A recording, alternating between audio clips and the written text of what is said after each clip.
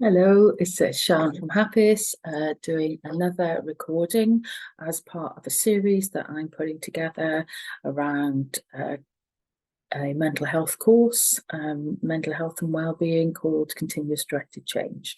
So this is another part of that course. So if we just look, again, it doesn't matter that you can't see this very well, but I'll just point out where we are in it. So we've looked at relaxation, we've looked at goal setting, we've looked at deliberate visualizations and affirmations, we've looked at baby steps.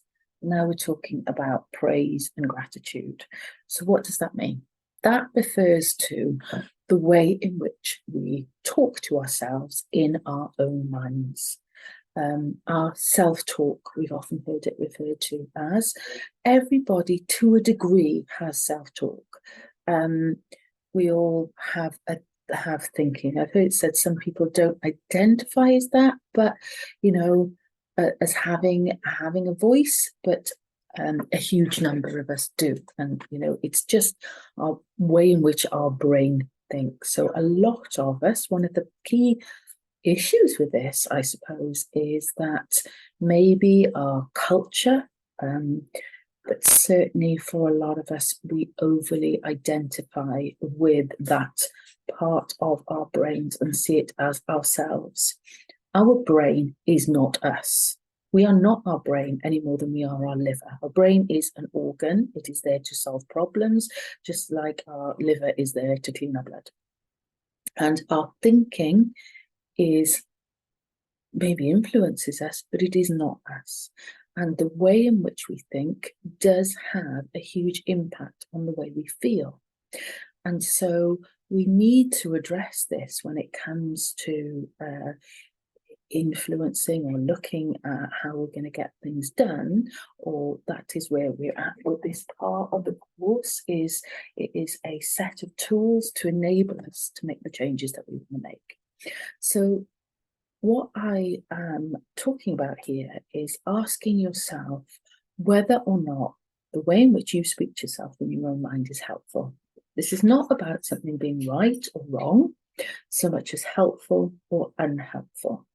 So there's a couple of questions that you can ask yourself here to kind of identify whether your thinking style is useful for you. So let's say, for example, you make a mistake. How do you treat yourself in your mind? How do you speak to yourself?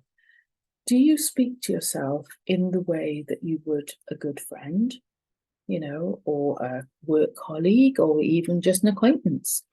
Or are you much more harsh, much more rude?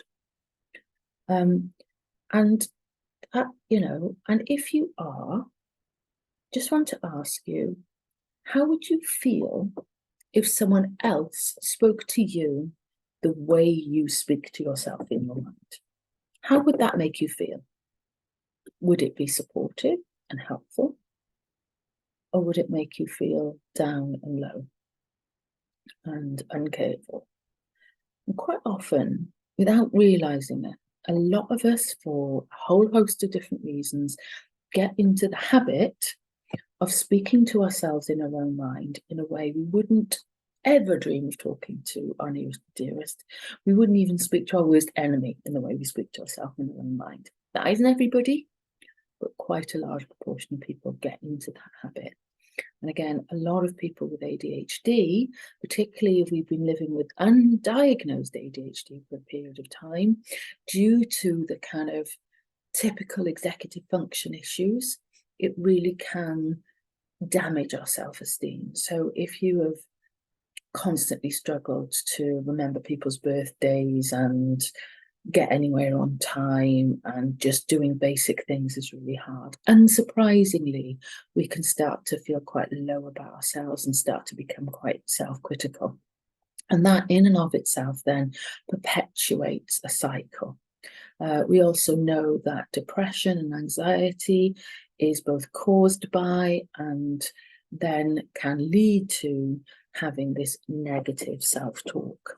So the way in which we're speaking to ourselves in our mind is quite negative or very negative. And the thing is, what we've got to think is, if someone else was speaking to you in that way and it would make you feel low, it's even more difficult if it's inside our own heads, because if it's someone else, we can leave the room, we can just go.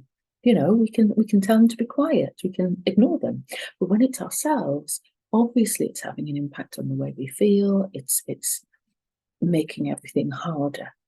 So if you have identified that is an issue for you, then I'm going to say that that is going to be a key area that can really, it's a massive opportunity to feel better.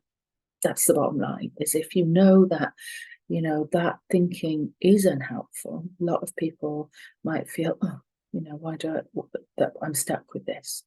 And based on, if we look at a previous video where we talked about neuroplasticity and neuroscience, we know that that thinking can be changed.